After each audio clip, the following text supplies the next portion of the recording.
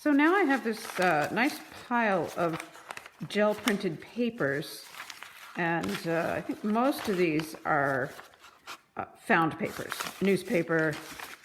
This one happens to be a new piece of cheap drawing paper. More newspaper. Here we got this dictionary page from the New Yorker magazine, which for some reason comes out nicely shiny. Another dictionary page, magazine, newspaper. This is a magazine paper as well. You can just barely see the image of the woman through this texture. It's an interesting magazine page that had a black and white photograph on it with this nice kind of gradation from a light gray to a dark gray, although it was an image of something. Silhouettes. Brown wrapping paper. I also have some of the sheets of cheap drawing paper that I rolled out the brayer on. This is offloading the excess paint on the brayer in the printing process. In addition to the gel printed papers, I have all this painted newspaper. This usually starts as just offloading excess paint on my paintbrush to save the paint and make something useful out of it.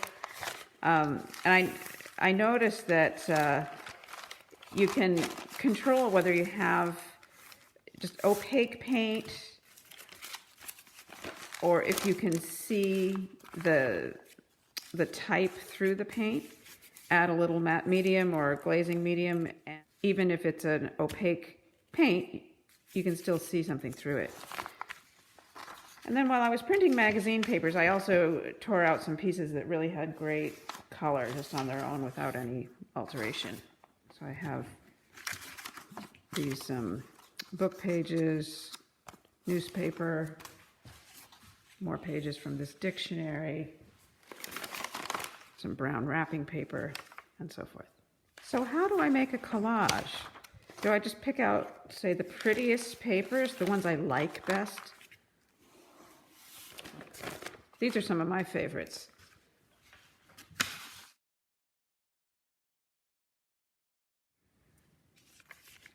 Of course, when I make a collage, I'm using matte medium here.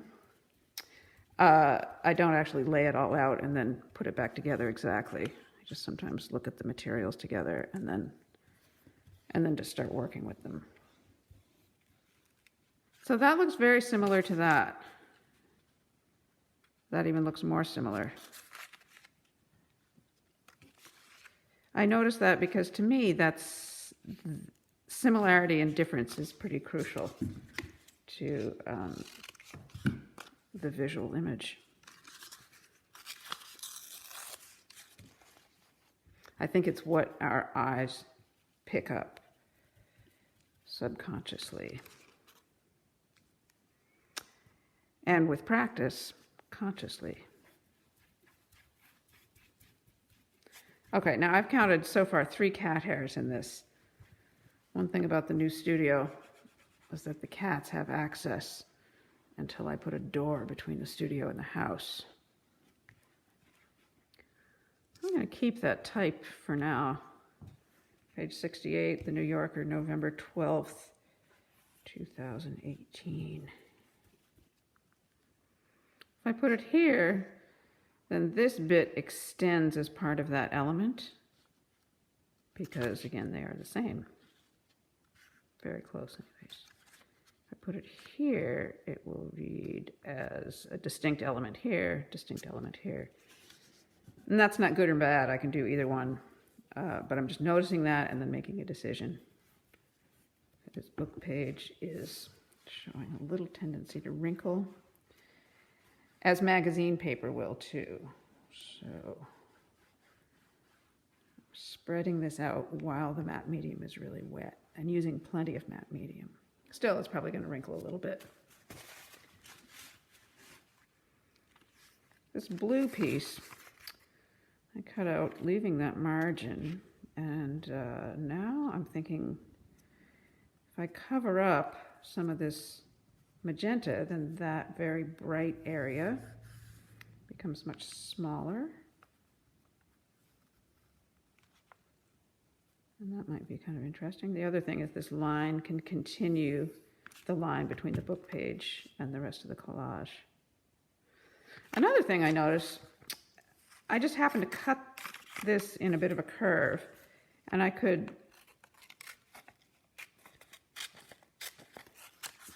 cut it in sort of a different shape, that edge. I could cut this edge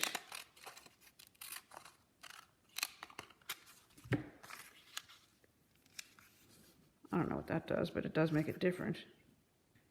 So as I place this down, all I'm really looking at is how it interacts with this book page and how it interacts with the magenta. I'm not trying to figure out what I'll do next or how it impacts the piece as a whole. This is just a beginning, so I'm just doing one thing at a time. But to me, those are the most significant relationships as I place this piece, is what does it do there? What does it do there? And if you were doing this, you might find another relationship more significant. Like maybe you'd be interested in how this overlaps that or that angle. Just pointing out some of the things that I notice as I'm putting collage pieces down.